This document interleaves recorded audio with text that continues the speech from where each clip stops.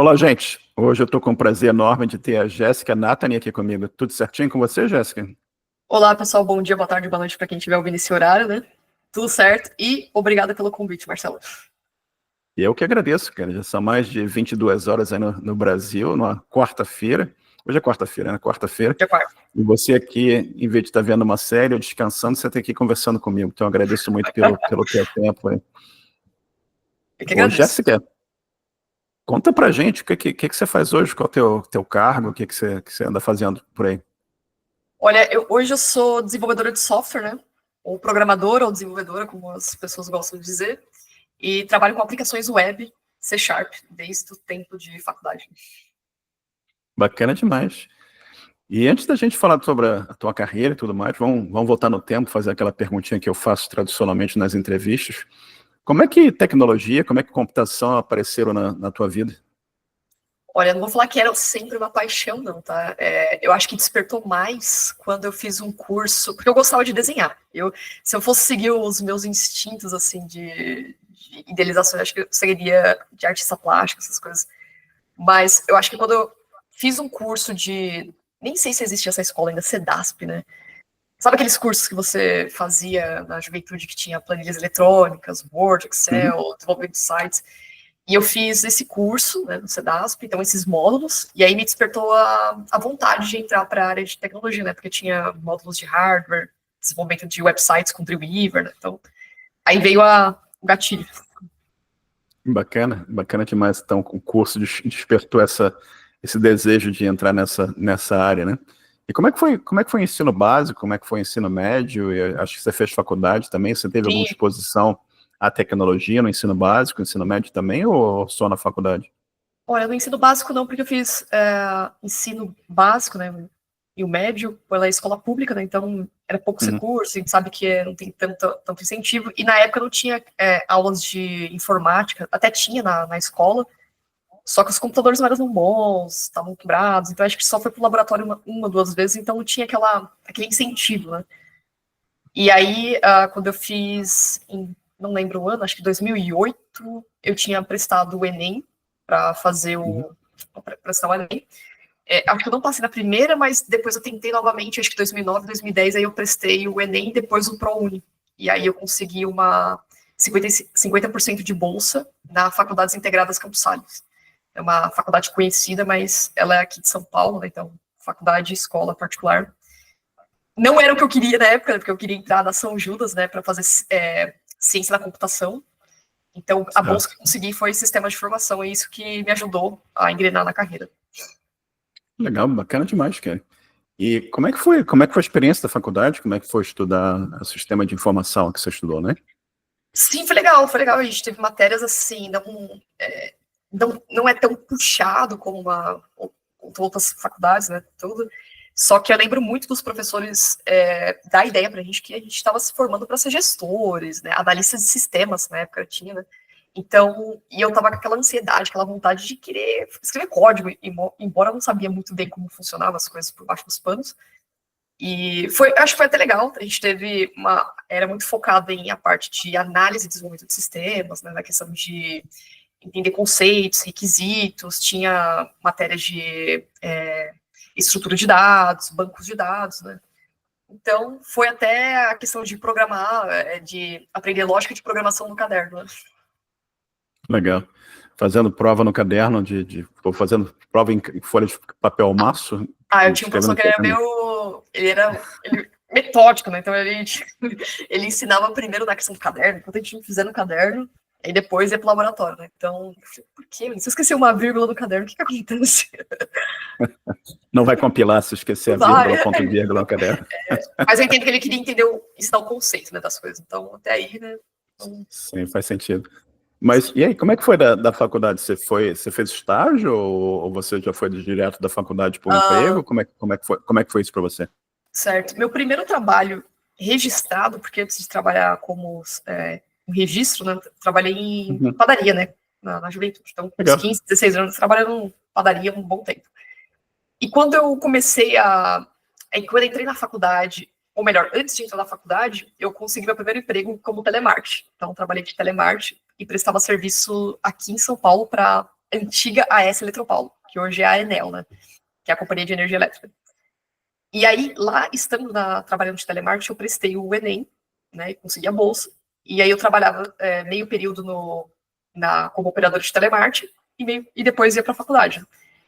Aí, nesse meio tempo, eu fiquei pouco tempo de telemarketing, consegui um estágio na área de TI, que aí era a parte de infraestrutura, né? Então, eu trabalhei 2 anos e meio, que foi, eu digo, meu primeiro estágio, assim, inicialmente na área de tecnologia, fazendo manutenção de máquinas, servidores, aí que eu aprendi a configurar, resetar switch, hacks também, instalar, fazer, deletar dados, né, que a gente usava um software chamado Blanco para fazer a exclusão dos dados.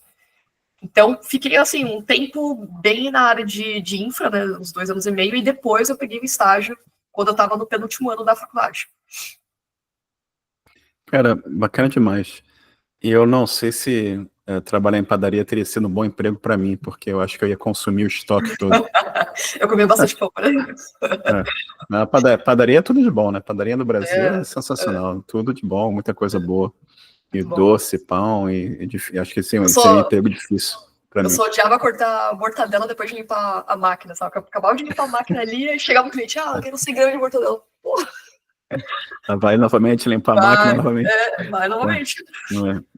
Faz parte, né? Mas bacana isso. E bacana também que isso te deu uma experiência aí de atendimento ao público, né? Algo que Verdade. você pode dizer, pô, o que atendimento ao público tem a ver com informática? Mas tem tudo a ver, né? Você vai programar, mas você vai passar um tempão aí trabalhando com outras pessoas, o cliente, tentando entender a necessidade das pessoas, né? Tendo paciência, coisas que você consegue desenvolver também trabalhando lá na padaria, cortando a mortadela, aliás, coisa maravilhosa a mortadela, para você servir o cliente, né? Assim, então Exato. tem todo um conhecimento, uma experiência aqui totalmente transferível para outras coisas. Mas aí, como é que evoluiu esse primeiro trabalho na área técnica e como é que a tua carreira começou a andar? Você já tinha tido, acho que você trabalha com C#, não é isso? Isso. No penúltimo ano que eu consegui esse estágio, realmente, como desenvolvimento de software, né? Eu não tive muita sorte, porque a empresa não era tão legal assim, e eu não mexi diretamente com o C#. Eu lembro que eu mexi um pouco com PHP e umas coisinhas de estagiário que a gente fazia, as coisas de banco. Aí, quando eu saí dessa empresa, desse estágio, fui para uma outra, no último ano de faculdade, que eu peguei só um ano de estágio transferido de outra empresa, aí sim, lá eu comecei a aprender mesmo, pôr em prática os conhecimentos que eu aprendi na faculdade com o C#, a linguagem. E lembro que eu tive que fazer, na época, como estagiária também, eu fazia deploy de aplicações do legado que era em VB, né? Que era com Plus, que tinha que fazer compilar as DLLs, registrar no servidor, então a gente fazia tudo isso aí também. Legal, cara. E como é que foi essa experiência nessa época, esse aprendizado nessa empresa aí? E o que você tirou daí? Você começou a fazer os seus primeiros programas e sistemas em C#? Foi isso que rolou? Isso, na verdade eles estavam pegando um sistema eles tinham um produto que era um CRM do legado do VB, e que muitas vezes eu fazia o deploy dessa aplicação, né, registrava as DLLs do Plus para o servidor, só que eu fazia mais trabalho de infra e pouco de desenvolvimento, porque como eu fui contratada como estagiária, eles viram meu perfil nessa questão de ter trabalhado com infraestrutura, então eu tinha que entrar em contato com outras empresas terceiras para poder fazer negócio de rede, configuração também, servidores, então eu ficava mais nessa parte. E quando sobrava um tempo, eu desenvolvia no novo sistema que era o .NET, que na época acho que era, nem lembro qual era a versão do .NET, mas eu usava o Visual Studio 10, então não lembro qual era o C# na época. E aí eu desenvolvia umas telinhas lá, fazia um crudezinho, sabe? Bacana demais. E aí a padaria já era uma vaga lembrança, né? Uma vaga lembrança. Porque você pega, assim, eu acho que, não sei se foi através da padaria que me deu essa facilidade de comunicar com pessoas, de conversar, né, tudo. Acho que vem do meu pai também, que ele conhecia, o cara conhecia todo mundo da rua, né, conversava com todo mundo, então eu acho que fui pegando um pouco disso aí, e na padaria já deu ajudou também nesse ponto, né, de você conversar com a pessoa, dá uma pingada, aí você conversa e vai falando, mas acho que juntou uma coisa com a outra também, né. E você continuou nessa mais trabalhando com infra, ou você foi indo mais para a parte de desenvolvimento? Como é que ficou isso para você? Então, em 2017, que eu estava nessa empresa que estava que fazia os dois. Aí eu fui para uma outra empresa e trabalhei já como meu primeiro trabalho como desenvolvedora júnior. Então, prestava um serviço com o produto da Honda, tudo, era um sistema bem simples. E essa empresa, tinha outros clientes. Não chega a ser uma consultoria, mas tinha outros clientes que ela atendia, então a gente acabava mexendo nesses projetinhos. Então, tudo C# também. Até aí, só C#, SQL, aquelas coisas que a gente está acostumado. Mas já era um emprego e não mais estágio, correto? Isso, já era emprego. Já era CLT mesmo. E você olhando para trás, olhando essa época do teu começo, né, e você olha aí os dias de hoje, como é que você vê a evolução? Você já tem 12 anos de experiência como trabalhando com back-end, desenvolvimento de software na área, né? Como é que você vê o que mudou nesse período? Como é que evoluiu esse trabalho de desenvolvedor de software? E principalmente, como é que você vê que evoluiu esse ecossistema do C#, dessa plataforma toda aqui que você usa para criar aplicações? Acho que você trabalha com C# até hoje, correto? Isso. Mas de vez em quando a gente acaba mexendo com outras ferramentas, sei lá, um teste automatizado com Python. Eu só não sou boa com front-end, então confesso que eu não tenho tanta experiência. Mas assim, o que eu vejo que mudou são os papéis. Eu acho que os papéis das áreas, né, mudaram. Porque antigamente desenvolvedores não tinham tanto contato com pessoas, assim, pelo menos até quando a parte de estágio que eu trabalhei e tudo, eu percebi que a gente executava, entregava. Hoje a gente está num papel de mais que negociação, então o papel do desenvolvedor hoje está muito ligado a toda a área, né, como um todo. Então, desde a criação de uma aplicação, tipo assim, que é a entrega do negócio, né, então ele está mais ligado ao negócio. Precisa saber o que é importante para os stakeholders, o que é importante ser entregue. E, além disso, desenvolver, entregar, colocar em produção a sua feature, que seja, acompanhar a publicação, né? Então, fazer o monitoramento da aplicação. Então, eu acho que o que mudou, além dos papéis, é que hoje o programador, a programadora tem mais responsabilidades, né? Tem mais... E eu acho que a tendência é ainda aumentar cada vez mais. E o que você acha que a tendência é aumentar cada vez mais?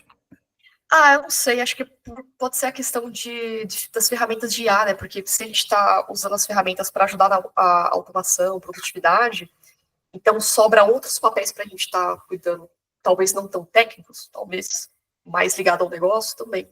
Eu acho que eu vejo nesse ponto. A gente ia falar sobre IA um pouquinho mais adiante na entrevista, mas já que você tocou nesse aspecto aí da IA, AI ou IA, como a gente está vendo hoje sendo aí, indo para todo lado, né? Várias conversas e várias empresas investindo e usando ferramental nessa área. Como é que tem sido isso para você? Como é que tem sido o uso da AI no trabalho? O que você pode compartilhar com a gente que você está usando? E como é que você está vendo o impacto no que você faz e que outros fazem também? E potencialmente, como é que você está vendo o impacto na produção de software e criação de aplicações para clientes diversos? Certo. A empresa que eu trabalho, eles incentivam muito os produtos o uso da AI, né? E eles ofereceram também para a gente o Copilot, o Claude não, mas foi qual que era o outro? Que ele é semelhante ao Visual Studio Code. Cursor. Uhum. Então eles falam assim, usem, aí fazem uma pesquisa, o que vocês têm achado, o que tem melhorado. Então, tem uma parte significativa da empresa de fomentar, de incentivar o uso, isso é muito bom. E para nós, tem ajudado muito na questão da produtividade, principalmente para encontrar gargalos na aplicação, para ajudar em alguns pontos específicos do projeto, da arquitetura. Como que eu posso melhorar isso, reduzir o tempo daquilo, e isso tem ajudado bastante. Quando o Copilot nasceu, eu vi que, assim, quando o pessoal começou a usar, mas a gente tinha aquele boom de AI ainda, né? Eu vi algumas pessoas usavam, só que eu não usava porque eu não sabia como funcionava direito, tudo. E eu lembro que no começo acho que tinha que pagar. E eu lembro que eu só vi um vídeo da galera falando, nossa, você escreve um negócio e já é tipo um ReSharp, mas muito mais inteligente, que não sei o quê. E hoje eu percebo que com a IA a gente evolui, tanto em questão de conhecimento, quanto de ferramenta, na produtividade também, né? Bacana demais. E você acha que a qualidade do software está aumentando? eu acredito que a qualidade do software depende das pessoas, né, de quem está desenvolvendo tudo. Eu acho que tem ajudado bastante nessa questão da automação de testes, tudo, mas a gente não pode delegar 100% das tarefas para a IA, né? Então, uma coisa ou outra, você questionar, você debater com ela, como se fosse outro desenvolvedor, questionar com outros também a questão de pequenos detalhes, ou ajudar a encontrar coisas que você não está enxergando a olho nu, ela pode ajudar, mas a qualidade do código vai depender muito dos desenvolvedores, né? E você está usando a AI para te ajudar a entender um code base que seja novo para você, alguma coisa assim que você queira que a AI acelere o teu entendimento daquele code base? Sim, Por aquela principalmente... base de código. Sim, por exemplo, ultimamente eu tenho estudado muito relacionados a assuntos de system design, arquitetura, essas coisas. Então, eu entro na concepção de que se eu não souber explicar alguma coisa, é porque eu não entendi aquilo que eu estou estudando, ou não consegui assimilar aquele conhecimento. Então, eu tenho uma ideia de praticar, por exemplo, se eu quero entender um pouco mais a fundo como funciona o cache, né, o conceito do cache, eu leio um artigo, assisto um vídeo no YouTube, beleza. Tá claro? Ok. Aí o último passo seria explicar o que eu entendi até para o GPT, por exemplo. Veja se o meu entendimento está correto. É assim, assim, assim, assim, e aí ele dá alguns pontos, ele fala assim, tá quase lá. Então, se ele tá quase lá, é porque não tá legal ainda para mim. Então, eu procuro usar dessa forma, né? Tipo, de tentar explicar o meu conhecimento como se fosse para uma outra pessoa, ou até escrever no artigo também, alguma coisa, mas a usar as ferramentas de inteligência artificial nesse ponto, né? Eu acho... Eu já vi tanta transformação, tanta ferramenta em quase 40 anos de TI, né? Mas eu acho absurdamente sensacional essas ferramentas esses GPTs e tantos outros clientes ou chats que você pode usar aí de Gemini e tudo mais, que é como você ter alguém que entende de um monte de assuntos diferentes e você pode basicamente aprender o que você quiser, entendeu? Quero aprender Rust.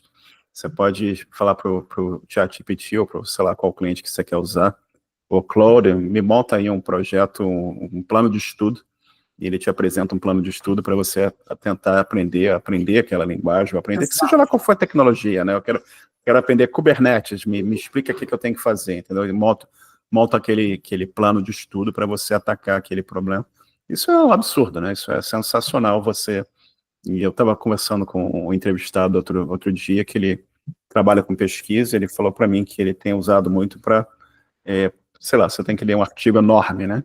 E demora para você ler um artigo enorme, e você pode virar para AI e perguntar assim, olha, faz um sumário aqui, explica para mim quais são os principais pontos. Tipo um TLDR, né? Sim, Too Long Didn't Read. E a AI te explica, sumariza aquele artigo, e te ajuda a entender o artigo mais rapidamente do que você entenderia, né? Isso é incrível. Eu acho que quando eu comecei, eu brinco com as pessoas que era tudo mato, né? Você tinha uma dificuldade enorme de acesso à informação.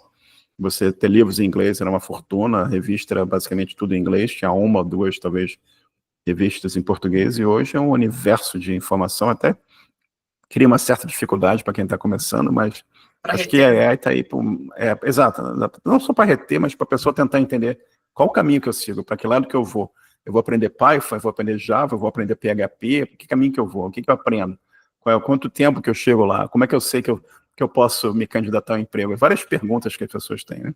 Eu acho que a AI pode te auxiliar também montar esse plano de evolução pessoal, né? Te auxiliar a aprender várias coisas aí que vão abrir portas para você. E é bacana ouvir como você está usando a AI para no teu dia a dia, no trabalho já. Eu acho que todo mundo que eu conheço está usando de alguma forma, né? E acho que é importante. Eu não sei a sua opinião, eu pessoalmente não acredito que vá substituir todo mundo no futuro próximo, como todos pregam, entendeu? Acho que existe bastante necessidade ainda de não só desenvolvedores, mas como outras pessoas dessa área de TI em geral, né? Mas acho que não substitui. Mas falando um pouco mais sobre estudar e tal, eu vi que você tem o hábito de criar, tipo, todo mês você tem um projeto que você cria, ou regularmente você cria um projeto e você aprender coisas novas. E conta um pouquinho pra gente sobre esse teu processo de criar projetos e conta alguma coisa que você tenha feito recentemente que te empolgou. Sim. Eu não diria todo mês, porque é, é muita coisa, mas assim, Regularmente. Regularmente. Isso é a explicação por que meu site ainda tá reformulado, né? Eu tô refatorando o site do café, né? E separar o back do front, e já era para ter entregado, né? Então, é a explicação. Olha, eu tava falando com uma amiga hoje e sobre isso, né? Como que eu gosto de estudar. E uma das formas é, tipo, se eu tô estudando algum assunto, alguma coisa, ler um artigo, ver algum vídeo, beleza, tá? Agora vamos pôr na prática. E criar uma POC para colocar aquele conhecimento em prática, para ver como funciona. Recentemente eu participei da RIA Backend, não sei se vocês ouviram aí, foi um sucesso, né? O Zan aqui, ele organizou, cara, uma competição muito legal, e eles criaram todas umas regras para seguir uma aplicação, para simular um banco central que você...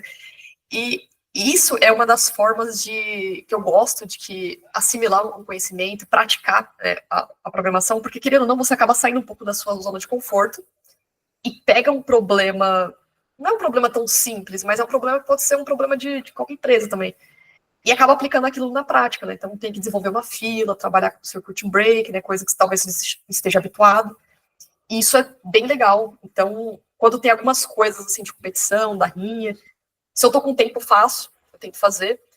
E eu vou criando outros projetos paralelos, assim, pequenininhos, coisas curtas para testar. Como um projeto que eu fiz de automação para pegar os dados do café, subir o banco de dados, tudo com Shell Script. E o último que eu tô fazendo é a API das minhas séries favoritas, né? Tipo, uma coisa besta, tipo, que traga a resposta, um post, cria. Aí já criei o The Office, agora tô criando do Breaking Bad. Então, a ideia pode ser bem simples, mas por quê? Mas a ideia é só para você poder subir uma aplicação, testar, né? Brincar, praticar a programação. Né?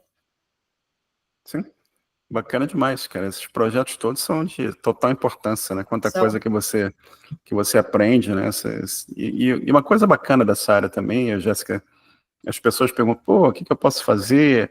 Será que eu tento essa versão de Linux, ou será que eu tento essa outra linguagem assim? Eu falo para as pessoas, gente, é tudo grátis. Tenta aí, brinca com o treco. Se quebrar, você instala novamente. Open source. É tudo grátis, entendeu? O Linux está aí para você experimentar, aprender o que você quiser. As linguagens de programação, Python é grátis, Rust é grátis, C, entendeu? E você instala, já vem compilador, vem um monte de coisa. Então, o lance é cair dentro e usar esses projetinhos, né? Obviamente, você não vai criar o Uber no fim de semana, né? É um projeto mais complicado. Mas você criando pequenos projetos, isso vai te ajudar a ter um entendimento maior de como é que a coisa funciona. À medida que o teu conhecimento vai evoluindo, você vai criando projetos mais complexos, né? E você mencionou uma palavra que acho que é importante a gente falar, que é o POC, né? Que é o prova de conceito, né? O proof of concept.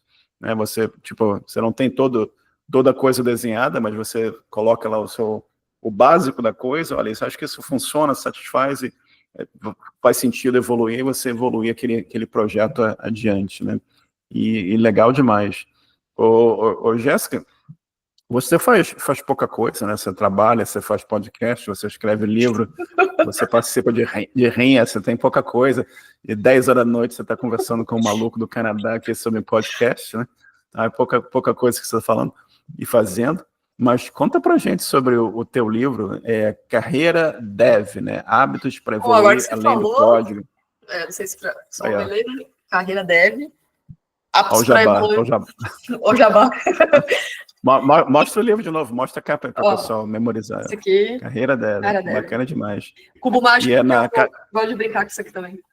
É da Casa do Código. É na Casa do Código, perfeito. Casa do Código. E o pessoal já pode comprar o livro aí, mas conta um pouco, como é que foi a experiência de você criar um livro, né? Com tudo que você faz, o tempo limitado que certamente você tem. Conta pra gente como foi essa experiência e conta sobre o livro também, o que você tenta passar para as pessoas sobre esse livro, o que você acha que esses hábitos, né, fundamentais que as pessoas devam ter podem beneficiar quem está começando agora. Conta um pouquinho para a gente sobre essa experiência toda. Eu não sei se você conhece o autor, ele foi, acho que, desenvolvedor, acho que é CEO agora, o Zeno Rocha, que ele escreveu 14 hábitos de desenvolvedores altamente eficazes. O livro dele, você já deve ter visto. Eu entrevistei o Zeno. Entrevistei o Zeno. Entrevistei o Zeno no podcast. E depois eu te conto uma história do Zeno quando a gente terminar aqui. Tá. O Zeno, o livro dele me inspirou algumas coisas para escrever esse aqui. Algumas coisas que eu achei que ficou faltando. E, tipo assim, quando eu li o livro dele, eu não pensava em escrever e tudo. Mas quando eu trabalhei na Globo, a gente escreveu um livro colaborativo da equipe, né? O Vitor Cardoso, meu ex-manager lá, ele falou. Aí eu escrevi 2 capítulos e curti a ideia. O Vitor, vai, escreve, é fácil. É fácil. Ele vai lá, escreve, rapidinho, você pergunta. Beleza. E aí todos os assuntos que eu tenho com os meus amigos, seja numa roda de bar, né? A gente tá conversando num bar sobre um assunto, ou seja, no podcast, ou seja, que alguém me perguntou. Sabe aqueles assuntos que você conversa sobre TI? Isso aqui, deixa eu anotar isso aqui, as pessoas precisam ouvir. E aí algumas coisas fui pegando, falei, putz, e se eu escrevesse um livro e colocasse, né? E antes de pensar em escrever um livro, eu tinha perguntado, acho que eu tinha feito na terapia, perguntei para uma psicóloga, falei, putz, eu queria escrever um livro, né? Ela, é bom escrever um livro, uma coisa que você tem, né, domínio, uma coisa que você conhece. Tá aí, acho que eu vou escrever um livro na área de TI e tudo. E a ideia era passar as mesmas coisas que eu falava para as mesmas pessoas que eu já tinha dado mentoria algumas vezes, ou amigos que eu ajudei. Algumas coisas que me ajudaram, coisas que eu acertei ou eu errei, que poderia compartilhar com outras pessoas. Eu não queria também, ao mesmo tempo, parecer tão coach, assim, tipo, a ideia não seria ser coach, mas mostrar algumas coisas que eu errei, que eu acertei, que acho que poderia adiantar para outras pessoas. E aí eu escrevi essas coisas no livro, os capítulos. E você conheceu o Zeno na Globo? Você trabalhou com ele no Globo? Não, eu conheci ele através do livro, porque ele divulgava muito no LinkedIn, daí eu vi o livro, li a sinopse e falei, nossa, aí eu comprei ele no e-book, e eu li e falei, nossa, legal, e ele usava umas figurinhas, tudo assim, eu falei, putz, eu acho que eu vou usar a mesma ideia, e o livro dele foi muito bom, ele falou bastante coisa, assim, interessante, e o que eu gostei também foi que ele trouxe depoimentos de outros profissionais de outras empresas. Né? Legal. Ele trabalhou na Globo também, por isso que eu perguntei se vocês tinham sido. Ele trabalhou. Você não acha? Trabalhou sim. Não sabia, não. Tem quase 99,99% de 4 noves de certeza. Mas hoje ele tá, acho que ele mora na Califórnia, né? Sim, ele mora na Califórnia, ele fundou a empresa dele, na Resend, né? De e e-mail, vai saber que a gente tá...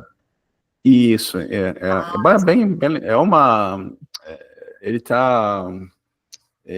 uma startup, né, que eles criaram legal. lá. E tá indo super bem, se você olhar o que ele posta lá, tá mandando bala. Mas o Zeno, tudo que ele faz sempre vai à frente, né? Não, legal, depois eu te conto uma história, a gente pode falar mal dele offline. Compartilha com nós. E ele também criou uma biblioteca, acho que era pro... Não sei se era um tema Dark. Isso, Drácula. Isso. É um tema, ele conta bastante sobre isso também, se você olhar o Twitter dele, ele falava...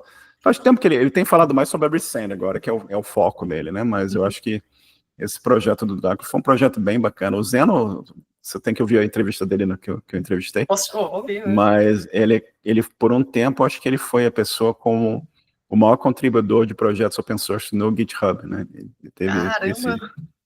teve essa métrica que na carreira dele, né? Mas é bem legal.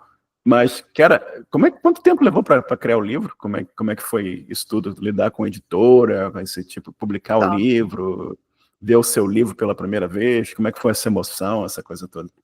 Eu acho que levou mais tempo do que eu imaginei, porque eu fiz umas pausas, tudo. Chegou uns 2 anos e meio, mais ou menos. Acho que deu vou falar 2 anos, acho que não deu 2 anos e meio, uns 2 anos. E quando eu entrei, assim, eu decidi escrever o livro, nem sabia nem lembrava da Casa do Código que eu ia publicar lá, que poderia ter essa possibilidade. Eu simplesmente escrevi um documento Word, alguns capítulos que eu queria. Antes disso, eu tinha escrito no Notion, separei os capítulos. Seria legal falar disso, beleza, separei. E aí, no Word, eu comecei a escrever. Foi escrevendo, tava tudo errado, escrevendo. E, ao mesmo tempo, eu fazia as figurinhas, né, porque eu coloquei uns ícones, né, eu tô falando sobre comunicação, aí cada capítulo coloca uma imagem. Então, fazia a imagem no Canva, colocava no livro e tal. E aí, eu conversei com um amigo meu, Lucas Santos, né, que ele é também desenvolvedor. Ele falou, por que você publica na Casa do Código? Eu falei, como funciona? Daí eu entrei no site deles lá e tem que responder umas perguntinhas, né, falando assim, como você vai divulgar o livro, qual que é a ideia, você tem livro de referência. E aí eu respondi as perguntas e mandei o arquivo do DocX. Né? Aí a Vivian me respondeu e falou assim, ó, a gente aceita publicar tudo, funciona assim, assim, assado. E eu achei o processo de publicação deles fantástico, porque é muito digital, muito rápido. Então, basicamente, eles criam um projeto no GitHub, e esse projeto é no Markdown, e conforme eu vou escrevendo os capítulos, né, quando chega na parte de revisão, ela vai revisando, manda por request não, faz um commit, eu baixo a alteração dela, vai ter uns comentários lá, ó, tira isso aqui não faz sentido, troca isso aqui, e vai corrigindo. Então, era tudo por meio do GitHub, fazer os commits, tudo, se for ver lá. E isso eu achei fantástico, tipo, rápido, essa interação dinâmica. Bacana, né? Bacana demais, Ken. E como é que foi a emoção de ver o seu livro publicado? Falei, caramba, consegui. Porque normalmente quando eu coloco uma coisa na cabeça, eu vou fazer, e eu coloco muita energia nisso, eu consigo, e a gratificação quando a gente se recebe é muito grande. Né? Tipo, você fica até surpreso. Nossa, eu escrevi. E no começo, quando eu recebi, bem antes de receber o livro, saiu a divulgação, eu ficava com vergonha de publicar. Né? Eu ficava meio assim de, não sei se eu publico, me marcavam, tipo, não respondia tanto, sabe? E aí depois começou a cair a ficha, não. Aí os meus amigos falavam, não, isso aqui é trabalho, isso aqui é méritos teus, tem que divulgar mesmo, todo mundo escreve o livro. E aí eu comecei a soltar mais e divulgar mais. Bacana demais, cara. E como você falou, né, é uma realização muito importante, né? Você colocou uma meta na sua vida, você passou 2 anos da sua vida trabalhando nesse projeto, e o projeto foi executado com sucesso, né? Você fez o deployment, não foi numa sexta-feira, e liberou o livro para o consumo e já está ajudando pessoas, né? Como é que você vê esses hábitos para quem está começando agora? Como é que você vê que esses hábitos podem beneficiar quem está começando agora?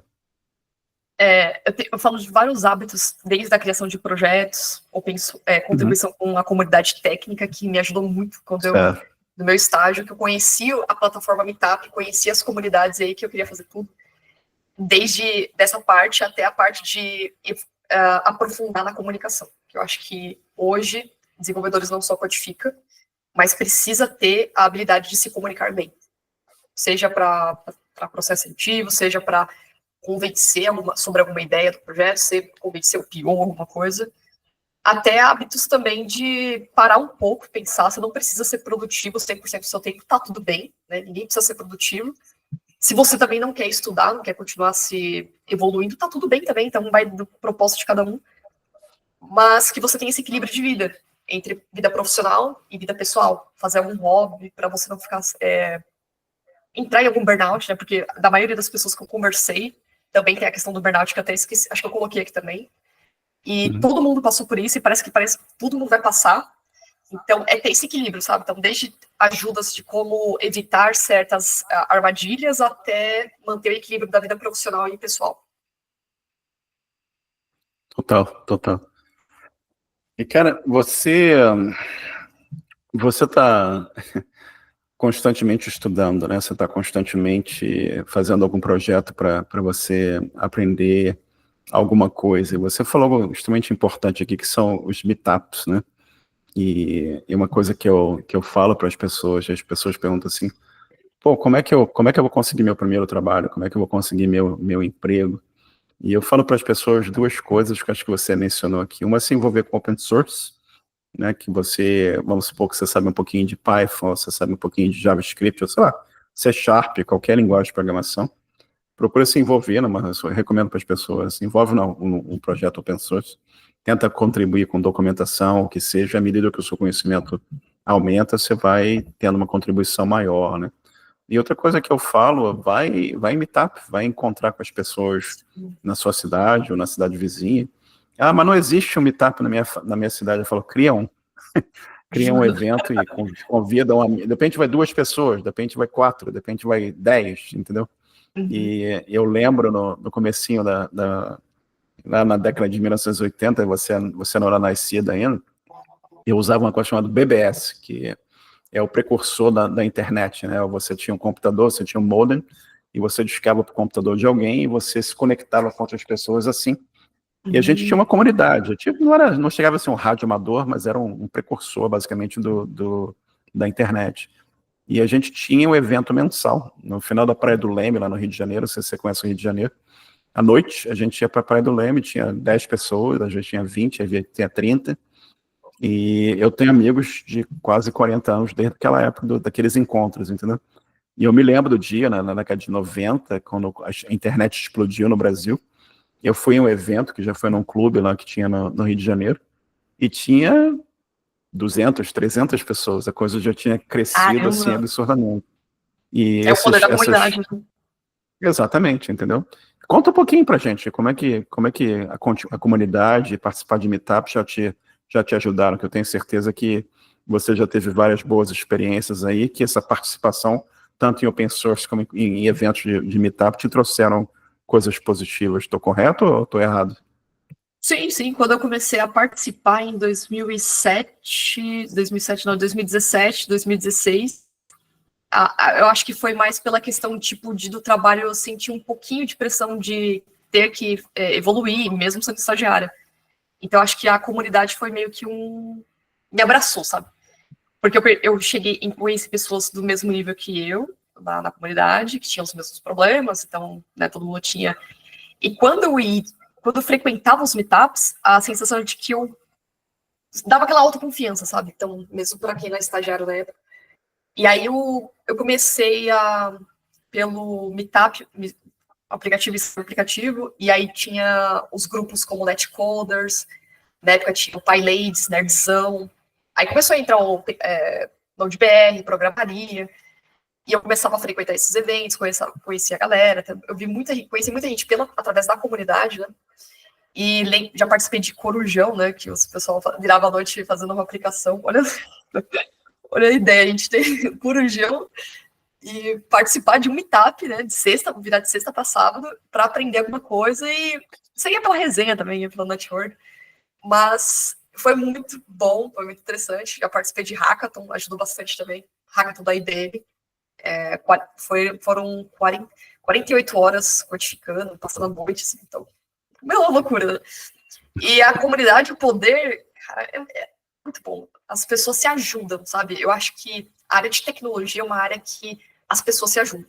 Então, você vê, sei lá, tem alguém precisando de emprego, todo mundo se une, não, vamos fazer tal coisa, uma ferramenta, uma aplicação. Conheci pessoas que casaram através da comunidade técnica, que se conheceram, tudo. Então, cada história, você vê, é o poder da comunidade, sabe? Então, eu acho que eu sempre incentivo as pessoas, hoje eu não estou frequentando tanto, mas eu sempre incentivo a criar de uma forma, fazer digitalmente, ou até contribuir open source, como você mesmo falou. E como eu falei aqui, você faz pouca coisa, né? Você trabalha, você estuda, você tem projetos pessoais, você participa disso, participa daquilo, e você, eventualmente, você falou assim, pô, eu vou criar um podcast, né? Eu quero criar um podcast, eu quero falar, eu quero entrevistar pessoas, eu quero compartilhar conhecimento. Como é que pintou essa ideia do Café Debug? Como é que surgiu esse desejo de montar o podcast, entrevistar pessoas? E você já está aí com quase 200 episódios, né? Conta pra gente como é que surgiu essa ideia e como é que isso evoluiu. Na verdade, eu nunca tive a ideia de criar podcast, não. Me Não? convidaram para participar de um podcast, né? Ah, é? Aí você já percebe que a ideia ia dar errado quando tinha 9 pessoas para participar de um podcast, para fazer um podcast. 9 pessoas? Então, beleza. Então tá, né? Aí a gente participou, aí era época de Facebook, né? Criaram um grupo no Facebook, não apareceu o primeiro episódio, que vão falar sobre Rush, 9 pessoas. E eu não sabia o que eu ia fazer. Simplesmente só tava lá e aí saiu o primeiro episódio, acho que só participou 2 pessoas. Eu ainda continuava sem fazer nada. E aí, beleza, foi legal. Aí eu entendi que ia ter mais episódios que ia participar. Só que aí, nesse meio tempo, parece que rolou uma treta lá, entre 2 pessoas. E aí acabou a ideia. Ah, não quero mais saber disso aqui. Aí me chamaram de canto. Falei assim, Jéssica, você quer continuar a fazer? Ó, eu, você, o fulano de tal, a gente faz ali. Ah, tá bom, vamos lá. Não fiz nada mesmo, né? Então vamos ver pra onde vai isso aí. E aí, beleza, criaram. Aí vamos definir o nome. Ah, não sei o quê, não sei o quê. Aí tava um pouco mais sério, porque aí já não eram 9 pessoas, era 4 pessoas. Então daria mais certo, 4. E aí a gente definiu, vamos colocar o nome debug, não sei o quê. Vamos Café Debug. Aí surgiu o Café Debug, beleza. Na época, eu era co-host e o Pablo, esqueci o sobrenome dele, Pablo, que hoje ele virou CEO de empresa e tudo, ele era o host. Então, nosso primeiro, eu corri atrás de uma entrevista, daí eu consegui falar com o Macorati. Não sei se você conhece o José Carlos Macorati. que é É uma questão. um cara, assim, que vem do tipo, é o pai do .NET, né? Então a galera conhece Tá os legal. cursos, veio pra Microsoft. E aí, lembro que eu comprei um curso dele, que era CD. Eu falei, Macorati, você quer participar de um podcast? Você não quer? Aí ele topou. Eu falei, caramba, ele topou. Agora, e aí, quando surgiu esse primeiro episódio, foram outros. Só que esse mesmo grupo foi se desfazendo, tudo. E a galera, Jéssica, ó, vai ter que sobrar pra você, ó. Toma que o filho é teu aí, se quiser. Aí eu continuei levando. Continuei levando até hoje. Se eu ganhei alguma coisa com isso? Não, né? A gente faz por fazer, né? Legal. Bacana demais. Bem-vindo ao clube. O pessoal acha que eu sou rica Bem-vindo ao ainda clube. com português. Gente, eu queria. Eu falo para as pessoas, sou rico e bonito. Quer dizer, talvez não bonito, mas não exageremos. Mas, cara, é sensacional e bacana, é incrível não só... Eu pensei que você tinha sido a criadora original, né? E é Ele incrível foi se essa moldando. história. Ele foi se moldando A conforme coisa o tempo. foi... É o destino, Jéssica, é o destino, entendeu? E a coisa Pode chegou ser. para... Você pegou o caminhão aí, você enganou Peguei o bonde primeiro e andando foi aí, ó. embora. Levou o caminhão à frente. Mas conta pra gente, já são tantos episódios, né? Eu já ouvi vários episódios aí, com tanto conhecimento bacana sendo compartilhado aí por você e pelos seus convidados. Tem um ou mais, assim, episódios que te marcaram mais, que você gostaria de mencionar sobre os episódios um pouco? Teve vários, mas, assim, eu acho que o episódio que marcou mais não foi nem pelo tema, mas foi pela pessoa que participou, que eu nem imaginaria que conversar, que é uma pessoa que eu tenho como referência da área técnica, né? Eu não sei se você conhece a Roberta Arcoverde. Você conhece? Sim, entrevistei ela. Então, quando eu a convidei pela primeira vez, e ela aceitou, eu falei, caramba, ela aceitou, junto com o Giovanni Bassi, né? E eu fiquei mal feliz, porque, tipo, é uma pessoa, é uma mulher que eu tenho como referência, né? E o Hipsters Podcasts é um podcast que eu tenho como referência, que eu segui como desde o início. Então eu escutava o Hipsters lá em 2017, quando o Paulo co-host lá, ele tava começando. Isso, Paulo Silveira. Ele tava começando aquela. E aí acho que a Roberta não era co-host ainda. Ela era convidada do Stack Overflow, né? E aí eu gostava muito de ouvir os temas, os tópicos dela, falando como que era a arquitetura do Stack Overflow, tudo. E eu tenho muita reconhecimento dela, acho. Assim, eu acho uma ótima profissional, tudo. A maneira como que ela fala, explica as coisas. Então, quando eu gravei esse primeiro episódio com ela, achei bem... Deixa até o tiquinho lá. Sim, bacana demais. E ela é super, assim, engajada na comunidade, ajudar as pessoas. Mesma coisa, eu contactei ela, falei, Roberto, você quer entrevistar? Ela falou, claro, vou entrevistar sim. E se eu não me engano, a gente entrevistou também, assim, num dia de semana à noite, no Brasil, à tarde também, acho que estava tendo um jogo da seleção do Brasil, enquanto a gente estava entrevistando ela. Se você ouviu a entrevista, ela para um minuto, tem fogos aqui, tinha gol. E isso foi super, super bacana, conhecimento enorme, né? Ela tá no Google agora, saiu do Stack Overflow, e tá no Google. Isso, e bacana demais isso, cara. Mais algum outro episódio, assim, que marcou? Acho que foi tantos episódios, assim, né, que lembrar de cabeça um que marcou... não vou saber de cabeça, assim, eu acho que você... Mas tem muita gente que eu conversei, os assuntos também foram bem legais. O que achei bem legal também foi quando eu gravei sobre computação... Não, computação quântica, sobre o Sirius. Um dos maiores aceleradores de partículas do mundo, né? Que no caso, o maior acelerador de partículas do Brasil, que é o Sirius. E aí eu entrevistei o engenheiro que trabalhou nesse projeto durante anos, e eu falei, caramba, não conhecia. É sensacional. Uma das coisas que para mim é sempre um privilégio, estou aqui entrevistando você, é um privilégio, né? Eu estou aprendendo com você, e eu tenho, é um privilégio para mim ouvir as pessoas e a quantidade de coisas que eu aprendo com a experiência, e passando uma hora e pouco com essas pessoas todas. É incrível, absolutamente incrível, né? E pensando em pessoas assim, que estão ouvindo a gente e falam assim, pô, eu tô a fim de fazer alguma coisa tipo esses caras estão fazendo aí, a Jéssica criou esse podcast, o Marcelo tem o podcast lá dos programadores, a Jéssica toca um monte de projeto, a pessoa quer se expor, quer compartilhar conhecimento, mas, sei lá, tem um certo receio de se expor, ser mal recepcionado. O que você recomenda para essas pessoas? Eu recomendaria, faço. faça, independente de que... Eu lembro que eu escrevi um artigo, eu lembro até hoje, eu escrevi o primeiro, acho que o segundo artigo no iMasters, e eu levei um tempo para escrever esse artigo, eu falei sobre um conceito de web, tudo, e aí teve uma pessoa que comentou assim, mais do mesmo. Eu falei, porra, daí meu amigo falou assim, não, continua, escreve, não para não. Eu falei, é verdade, eu continuo. Então, mas sempre vai ter uma pessoa ou outra que pode pôr para baixo, mas de qualquer forma, faça. Se te faz bem, e você pode pensar em fazer algo que seja para você também, né? Tipo, quando você ensina, você aprende, né? Então, se você não for tão perfeccionista e querer fazer certo, assim, perfeito para soltar, solta. E aí tem essas pessoas que têm assim, um pouco de perfeccionismo, que aí demora mais para soltar as coisas, para publicar ou para fazer por conta desses detalhes. Né? Mas eu diria para fazer. Eu acho que a coisa que eu falo para as pessoas também, assim, se você não tentar fazer, você jamais teria sabido como teria sido, né? Exato. Perdão, você jamais saberia como teria sido, né? Exato. E acho que é fundamental você abraçar aquela oportunidade, aquele risco, né?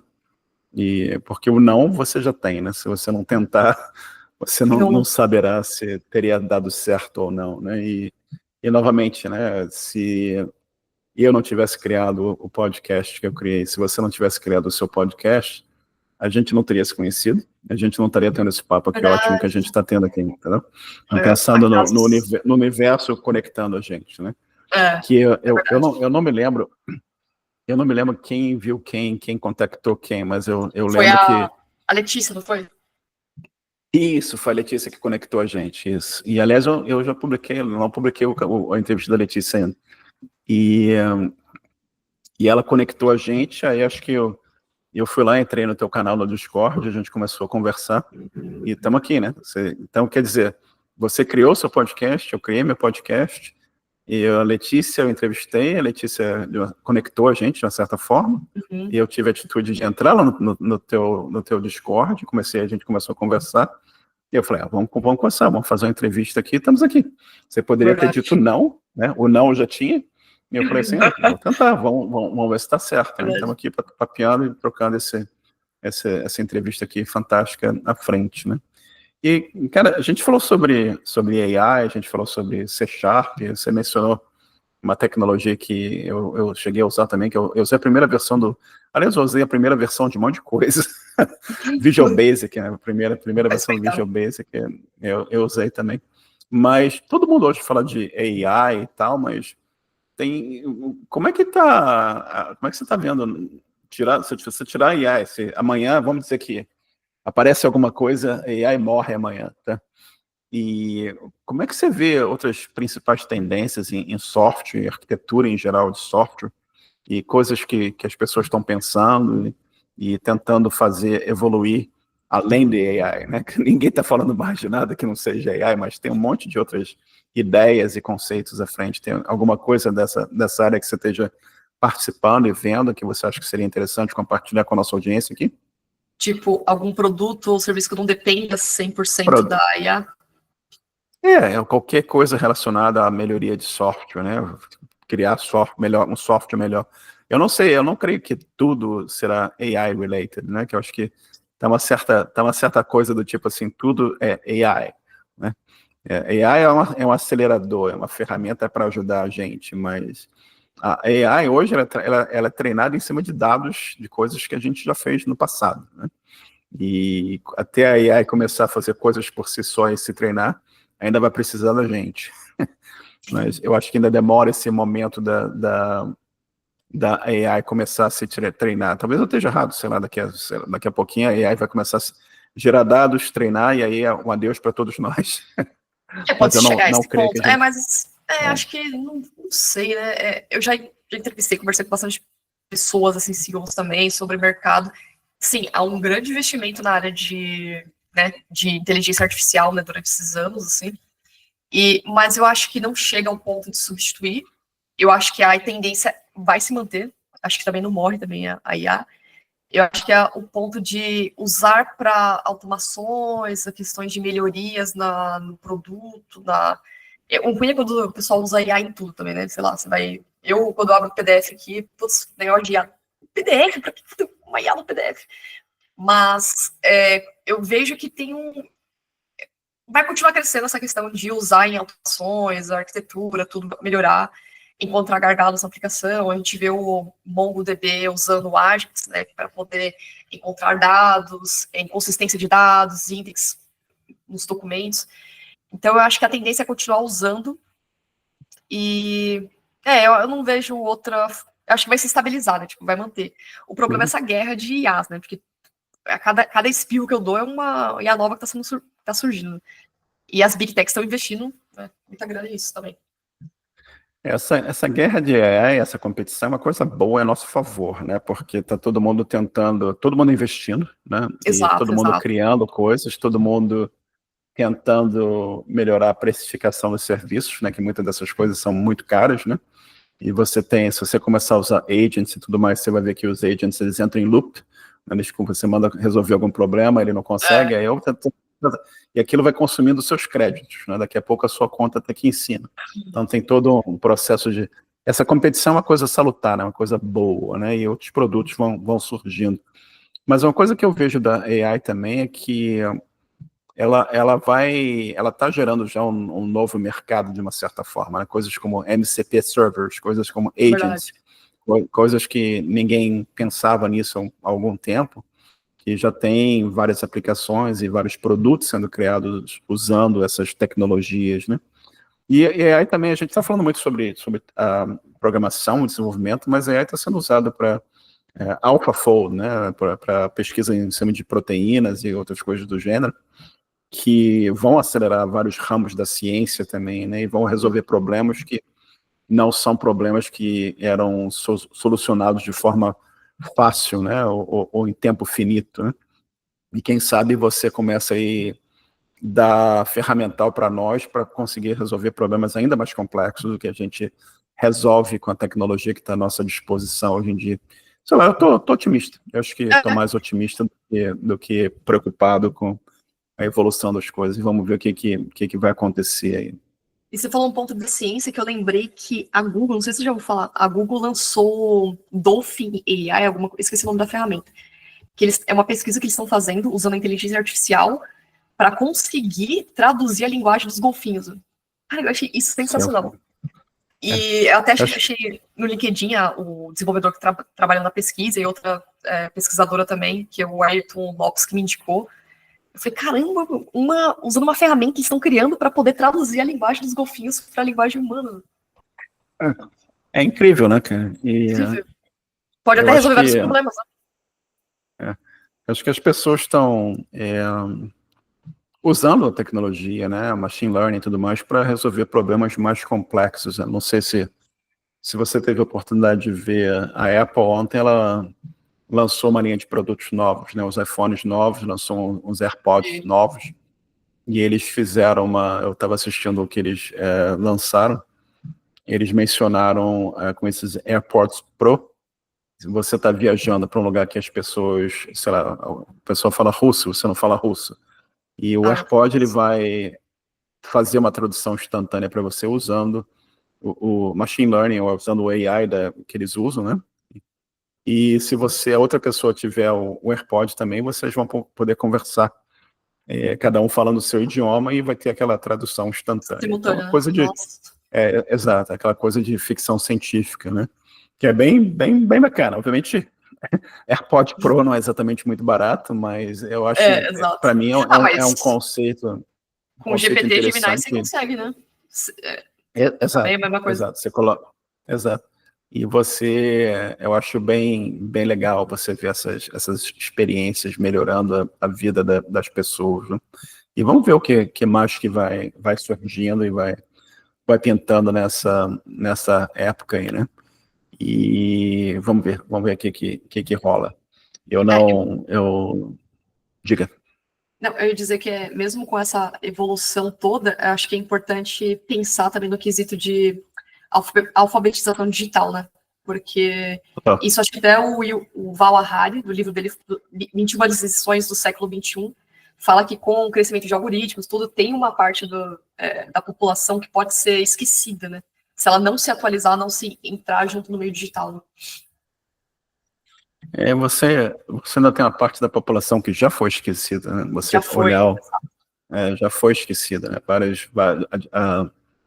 As diferenças sociais entre países diversos, né? Você tem uma diferença enorme entre países em termos de educação e tudo mais, né? Acesso a serviços em geral. Exato. Então, você tendo acesso a IA e outros não tendo acesso, você aumenta essa divisão entre as classes, entre as pessoas, né? Realmente tem esse complicador aqui. E, cara, mas vamos ver como as coisas evoluem. Eu tô vendo tanta coisa interessante sendo feita, e eu espero que as coisas todas sejam usadas para melhorar cada vez mais a qualidade de vida das pessoas e não para Exato. piorar a qualidade de vida das pessoas, né? Cara, olhando pensando na tua carreira e tudo mais, que eu falei para você lá no grupo dos programadores, a gente tem tipo 4.000 pessoas e muitos com as perguntas mais diversas, né? E tipo, por onde é que eu começo? E que linguagem que eu uso?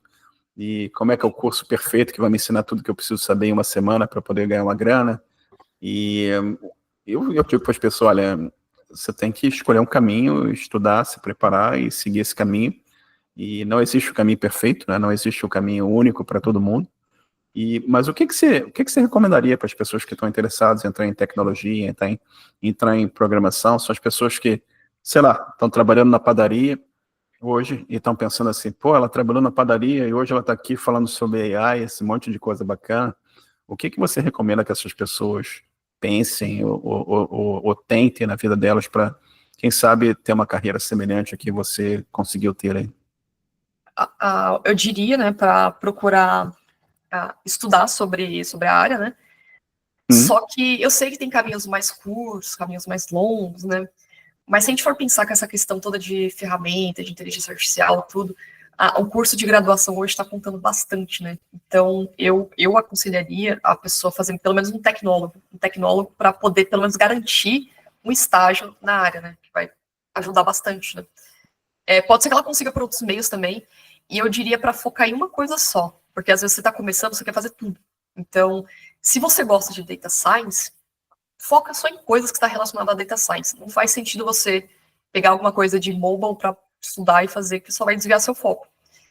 Filtrar o conteúdo principalmente o início das coisas, o início de tudo é primordial, né? Então, achar o que você gosta, uma linguagem que se sente confortável, e principalmente estudar o conceito por baixo dos panos, né? Como que as coisas funcionam por baixo dos panos. A gente percebe que, pelo menos na faculdade, a gente tem claro que não vai ter o ensinamento do mercado, né? A gente começa a aprender que vai para o mercado, e tem cursos que a gente faz que acaba pulando algumas etapas, né? Então, é importante rever o conceito, dominar as coisas básicas, né? Que para qualquer iniciante precisa, seja uma lógica de programação, uma estrutura de dados, um banco de dados. Quando eu falo banco de dados, é uma sintaxe, é uma ideia, mas como funciona uma modelagem por baixo dos panos, né? O que são entidades, essas coisas. Principalmente isso, né? Entender os conceitos por baixo dos panos. E se conseguir fazer um tecnólogo, faça. Se não conseguir, se não tiver recursos, então dá para tentar outros cursos, outras coisas também, né? acho que você falou algo assim, de extrema importância, que é fazer uma graduação, né? Ter uma Hoje acho faculdade, que tá ficando. universidade, né? Eu acho que sempre foi importante, mas eu acho que me preocupa um pouco quando eu vejo alguns grupos, as pessoas falam, não precisa ter faculdade para ser programador ou para trabalhar na área de tech. Eu olho para trás na minha vida, cursei a universidade, eu fiz mestrado também, e eu Uhum, vejo a importância que isso teve na minha vida, entendeu? Eu aprendi tudo lá? Claro que não, entendeu? Eu aprendi um monte de coisa na minha carreira, né, em outros cursos que eu fiz também, mas a faculdade me ensinou a disciplina, me ensinou a trabalhar com deadline, né, com metas e prazos e colaborar com outras pessoas, me trouxe conexões com outras pessoas que abriram caminhos para mim na minha vida. E foi fundamental também quando eu mudei de país, quando eu cheguei aqui, eu tinha o meu mestrado, aquilo me auxiliou na exato. competição no mercado, entendeu? Eu acho que as pessoas precisam entender que você é um produto, queira você ou não queira, e você Uhum, vai competir no mercado de trabalho, você está sendo comparado com outras pessoas, queira você ou não queira, E quanto melhor preparado você está, maior as suas chances de sucesso em conseguir um emprego e ter uma carreira que vai te trazer conforto e as coisas que você quer que a carreira te traga. Então, eu acredito totalmente em você estudar, né? Em você acrescentar conhecimento para você nunca foi ruim, né? E a faculdade te traz muito desse conhecimento. Bacana demais essa Acho que sua recomendação. o que você escutou talvez faria sentido na pandemia, quando a gente tinha um mercado não tão competitivo, que era aquela bolha não tinha estourado ainda. Agora que está mais competitivo e está mais rígido, com inteligência artificial ainda, cara, eu acho que sem graduação fica mais difícil entrar. Pois é. Pode ter, mas eu optaria, né, indicaria um tecnólogo no mínimo. Acho que é sua importância também. E eu vejo aqui, eu não sei o que as pessoas querem, né? Eu sempre falo para as pessoas, pô, tenta trabalhar para o exterior e ter oportunidades que vão te trazer mais grana, um salário melhor também. E você competir no mercado, eu trabalho com pessoas aqui que falam 4 idiomas. Então, o nível de preparo é bastante grande, né? Você tem a competição no mercado, dependendo de onde você quer chegar, o teu preparo tem que ser maior no mercado em geral. Mas, enfim, espero que as pessoas só um sigam... contraponto. Eu já conheci pessoas que fizeram bootcamps e conseguiram entrar na área, né? Então, pode ser que tenha, mas tem a questão do peso também, né? Não que você não vá conseguir, você consegue, mas você vai ter que ralar um pouco mais, né? Total. E eu conheço pessoas que, aqui no Canadá mesmo, inclusive eu entrevistei ele, amigo meu, Paulo, e o Paulo trabalhava em banco, e o Paulo foi fazer um bootcamp, fez um curso, tem muitos anos isso, e ele terminou o bootcamp, ele conseguiu emprego e seguiu carreira. Foi a carreira dele por, sei lá, 20 e tantos anos na área de TI, então. Mas são casos raros, né? São pessoas também, são casos, não é coisa totalmente comum, né? Pelo menos do meu conhecimento, né? Mas, cara, a gente falou aqui sobre futuro, sobre AI, sobre tecnologia, evolução, aprendizado, tudo mais. Mas você, olhando para trás e vendo essas poucas coisas que você faz aí, lidar com criar livro, podcast, trabalhar e às vezes dormir, né? Olhando para trás, tem alguma coisa na tua vida que você mudaria se você tivesse a chance de mudar? Eu acho que se eu tivesse a chance, sei lá, de ter feito um intercâmbio focado, estudando mais línguas, quando eu tive recursos para pagar, eu acho que eu teria focado mais na língua. Para hoje não ser uma B1 no inglês, B2 no inglês, mas ser uma fluente, né? Ou até em outras línguas também, outros idiomas. Boa. Tem outra coisa bacana, né? Você sabe um idioma. Eu estava conversando com uma pessoa, foi ontem, anteontem, e eu falei, eu tive a sorte, o privilégio, né, de meus pais me colocarem para aprender inglês muito jovem, né? Então, às vezes eu paro para pensar que só de Canadá já são quase 30 anos, e se eu não falasse inglês, não tinha essa experiência, entendeu? Então, e eu 30 particularmente anos acho da minha... mais importante que uma certificação, se for o peso. É incrível, né? Imagina o impacto que isso teve na minha vida. O meu primeiro emprego no Brasil, eu fui entrevistado em inglês. Né? Caramba. Fui entrevistado em inglês. Eu falava inglês e passei. Comecei no meu primeiro emprego graças a eu saber inglês. Né? Então foi bem legal esse privilégio que eu tive também, que eu entendo que muitos não têm, né? Mas é algo que a gente tem que tentar ajudar as pessoas e prover forma das pessoas estudarem e aprenderem outros idiomas também, que isso vai abrir todo um horizonte diferente na vida da... Eu não sei, que eu estou muito tempo fora do Brasil, eu não sei o custo, né? E na época que eu estudava em curso aí era caro, não era barato, né? Não, mudou. Assim, eu digo questões de ferramentas. Hoje você, assim... ferramenta, sim. Você pode pagar um professor uma vez a cada 15 dias, né? Pagar uma vez por semana e usar outras ferramentas para aprimorar também, né? Certo. Eu uso Duolingo, eu faço francês todo dia no Duolingo, né? Todo dia, um pouquinho. É bem legal a ferramenta, bem bacana. E você aprende bastante. Sim, J'ai comme papa un peu de français. Aí, ó, eu comecei a estudar francês porque eu tô querendo fazer uma viagem ano que vem, eu tô pegando o básico, assim, só pra Olha aí, estudar olha aí. no Duolingo. Vai ser bom. Você tem que falar assim, de croissant avec fromage, s'il vous plaît. S'il vous plaît, s'il vous Sabe o plaît. que você sabe o que eu falei? Croissant, s'il vous Eu falei, plaît, não é... de croissant avec fromage, s'il vous plaît. Eu falei, 2 croissants com queijo, por favor. Ah, por favor, s'il vous plaît. Eu só peguei o a revoar, bonjour, c'est va. Eu falo que essa frase que eu falei aqui é a frase de emergência para você não passar fome na França. Ah, tá bom. Vou focar nela. Vai comer croissant com queijo a sua viagem toda. Vou focar nela porque o pessoal não fala tanto inglês, não gosta de falar tanto inglês de cara, né? Então é melhor já me preparar no francês. Pelo menos o básico. Jéssica, além do teu livro, você tem outros livros, música, sei lá, jogos, qualquer coisa que você goste, que você gostaria de recomendar? Sei lá, guia sobre a França, não sei. Qualquer coisa que você queira recomendar. Livros, deixa eu ver. Filmes é que tem muitos filmes que eu gosto, né? Não só de ficção científica, mas de aqueles filmes que dão plot twist, né? Livros também. Eu tô lendo um livro muito bom aqui, às vezes no meu tempo de Pomodoro, que é do Oriel Lee, não sei como fala isso aqui, mas é arquitetura de software distribuída, né? Parte difícil. Isso, ele usa uns trade-offs aqui, uns casos, assim, bem legais, como exemplo. Eu indicaria esses livros, assim, sobre arquitetura, e também indicaria outros livros que não sejam tão técnicos. Eu indicaria as pessoas lerem livros técnicos da área e livros não técnicos, né? Um livro que, sei lá, que instiga a sua... Como que é? Eu esqueci a palavra, tinha falado hoje no meu podcast. O seu pensamento crítico. Livros que te instigam o seu pensamento crítico, né? Que vai um pouco do seu, que você pensa, do que você gosta, para poder, sei lá, seja uma literatura, algo que você instigue mais, né? Pra sair da zona de conforto. No geral, acho que a gente queria isso, tem um específico no momento, assim. Você falou de ficção científica, eu te falei que eu sou fã de ficção científica. Você está assistindo algum seriado? Tá vendo algum livro, alguma coisa?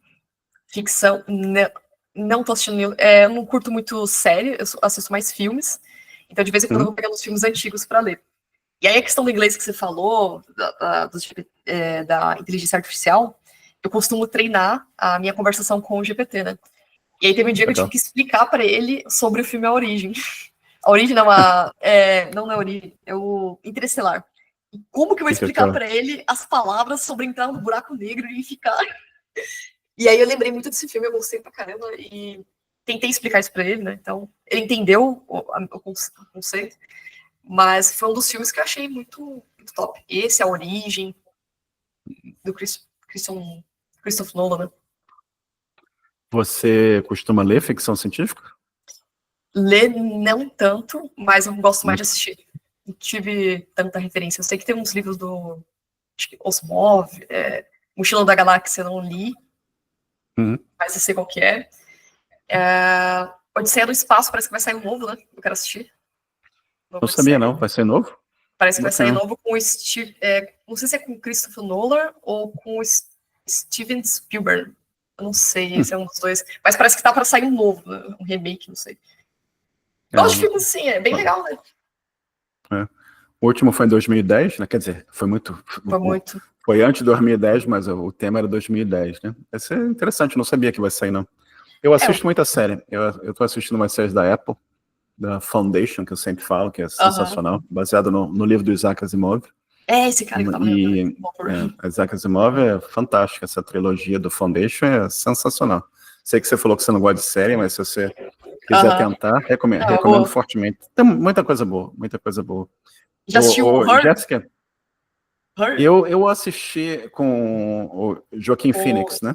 Isso, um filme de 2010 que reflete muito esse... Sim. É bem essa vibe do ChatGPT, né? Eu estava ouvindo os podcasts que o pessoal está falando sobre AI e as pessoas mencionando que tem pessoas que estão usando a AI como um amigo, né? Você está conversando com a AI como se fosse uma amizade. É o her, né? Mas eu não sei se a AI está preparada para isso, né? Acho que você precisa evoluir mais nesse sentido. E quem sabe, né? Vamos ver o que vem pelo futuro. Como eu disse, espero que venham coisas boas que ajudem as pessoas e melhorem a vida de todo mundo, né? Ô, Jéssica, a gente está aqui, para você já são 11h30 para você. E tem alguma pergunta que eu não fiz que você gostaria que eu tivesse feito? Eu tenho uma pergunta. Acho que você não me perguntou sobre o que eu gosto de fazer quando eu não estou na frente do computador. Boa. A gente assume que desenvolvedor não faz nada que não seja na frente do computador. É que eu sou uma nerd diferente. O que você gosta de fazer quando você não está na frente do computador, Jéssica? Eu sou fissurada em esportes radicais. Então, tudo que eu gosto de fazer. Detalhe, né? Quando eu faço algum hobby, algum esporte eu falo que eu não tenho um esporte fixo, eu sempre vou passando por um. Já pratiquei já fui a época da Jéssica da escalada, a época da Jéssica da bike tá indo, da natação, agora tá indo no mergulho. Então eu gosto de, tem uma amiga minha que fala até brincando, nossa, você é viciada em viver, né? E eu falei, putz, é verdade. Então eu gosto de fazer essas coisas um pouco de adrenalina, fora da computador. Fantástico, sensacional. E você tá fazendo qual esporte agora? O que você tá praticando mais recentemente? Mergulho. Mergulho? Vendi todos os meus equipamentos de escalada, agora tô comprando os de mergulho. Mas você tá mergulhando com a apneia ou você tá usando garrafa? O que você tá fazendo? Não, eu tirei a certificação da NAUI, a básica, né? E eu tô pretendendo tirar a avançada. Então, é com cilindro, tudo com cilindro, a gente mergulha. Bacana. Então, vamos ver até onde vai isso aí. Essa, boa. E eu vou acrescentar essa pergunta ao meu repertório de perguntas para fazer nas próximas entrevistas. O que você faz quando você não está trabalhando? Você tem vida? Exato. Você tem vida fora desse negócio aqui que você faz? Isso é legal demais. Jéssica, você quer mencionar novamente o Café Debug, website, algum LinkedIn, qualquer outra coisa que você queira mencionar aqui para quem quiser entrar em contato com você? Olha, já que você insiste, né, eu queria aproveitar esse babá aí para divulgar o cafezinho, né, podcast aí, para quem quiser ouvir e participar. Inclusive, eu vou convidar você também para participar, né, Beleza. Do podcast. E acho que é isso, né, tem o meu LinkedIn também, quem quiser mandar mensagem, tudo. Discord também, eu instalei recentemente no meu celular, mas eu nem mexia tanto no Discord, só no computador. Então, Marcela me ajudou a voltar a instalar. E eu acho que é isso, né? A galera pode acessar, tem o site também do café, se quiser entrar no Discord também, então. E mostra o teu livro novamente, Jéssica. Vou mostrar, porque esse aqui é um filho de 2 anos. Né? Então, carreira dev. Aqui tem um cubo mágico que eu gosto de cubo mágico e carreira dev. Ó, em 2 dias tem isso aqui, né? Na verdade. 2 dias, vai. Um dia dá pra matar esse aqui a leitura. Bacana demais, cara. Leve. Parabéns novamente pelo livro, parabéns pelo podcast e muito obrigado pelo teu tempo e por você ficar aqui novamente na tua noite de quarta-feira, em vez de você estar mergulhando, fazendo alguma coisa melhor, você está aqui conversando comigo e obrigado por todo o conhecimento que você partilhou com a gente aqui. E fica mais 2 minutos comigo aí que eu vou te contar 2 histórias aqui. Eu que te agradeço, Marcelo, pela participação e os programadores. Obrigadão. Deixa eu parar de gravar aqui.